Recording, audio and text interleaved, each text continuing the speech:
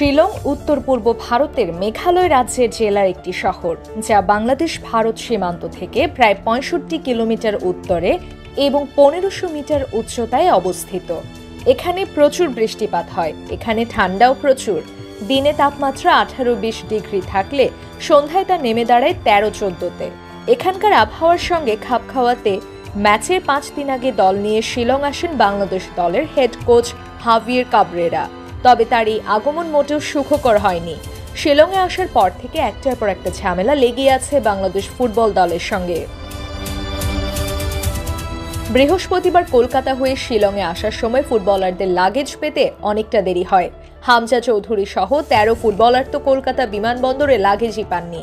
দুপুরে টিম হোটেলে উঠলেও তারা লাগেজ পেয়েছেন মধ্যরাতে। এছাড়া আগেই বুকিং করে রাখা হোটেলেও পর্যাপ্ত রুমের ব্যবস্থা না থাকায় জামাল তপুদের লবিতে অপেক্ষা করতে হয়েছে দীর্ঘক্ষণ। এরপর অনুশীলনের মাঠ নিয়ে হচ্ছে নাটকীয়তা। শুক্রবার বাংলাদেশ দল অনুশীলন করেছে উঁচু নিচু অসমান মাঠে। কোচ হাভিয়ের কাবরেরা যেটাকে প্রস্তুতির জন্য আদর্শ মাঠ মনে করেননি। ঘাসের মাঠে ম্যাচ হলেও শনিবার বাংলাদেশ দলকে অনুশীলন করতে দেয়া হয়েছে টার্ফে। বাংলাদেশ চেয়েছিল মূল ভেন্যুতে অনুশীলন করতে, কিন্তু অল ইন্ডিয়ান ফুটবল ফেডারেশন অনুমতি দেয়নি। ভারত অবশ্য জওহরলাল নেহরু স্টেডিয়ামে টানা অনুশীলন করে যাচ্ছে। বাংলাদেশের শনিবারের অনুশীলনের সময় নিয়েও ছিল নাটকীয়তা। শুরুতে সন্ধ্যা ৬টায় অনুশীলনের সময় দিলেও তা পরিবর্তন করে ৭:৩০টায় নেওয়া হয়। এসব ঘটনায় বিরক্ত পুরো টিম। তবে এসব ঝামেলার জন্য আগে থেকে মানসিকভাবে প্রস্তুত রাখা হয়েছে বলে জানিয়েছেন দলের সহকারী কোচ হাসান আল মামুন।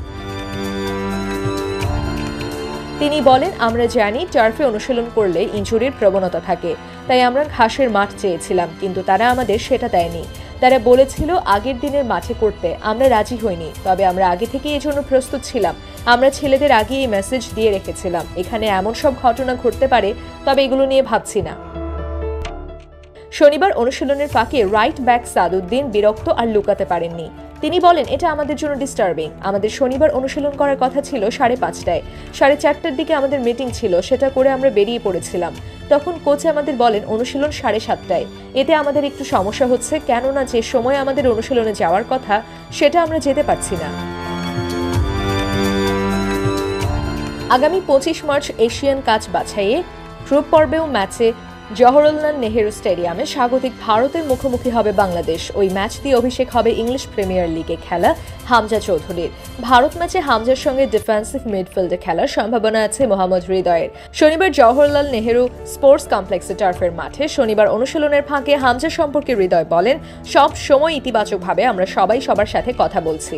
যেভাবে আমরা মাঠে ফুটবল খেলতে পারলে ইতিবাচক ফল হবে সেটা নিয়েই কথা বলছি। হামজা ভাইকে সব সময় জিজ্ঞেস করছি কি করলে ভালো হয়, কোনটা আমাদের জন্য সেরা। যেহেতু একই সাথে মিডফিল্ড পজিশনে আমরা খেলছি, সবকিছু ইতিবাচক আছে। হামজার সঙ্গে সময়টা বেশ উপভোগ করছেন জানিয়ে হৃদয় বলেন, আসলে হামজাকে নিয়ে যদি বলতে চাই, যদি ওনাকে আমার ভোট দিতে বলা হয় তাহলে আমি ওনাকে ১০০-১০০ই দেব, কেননা আমাদের আর ওনার মাঝে অনেক পার্থক্য।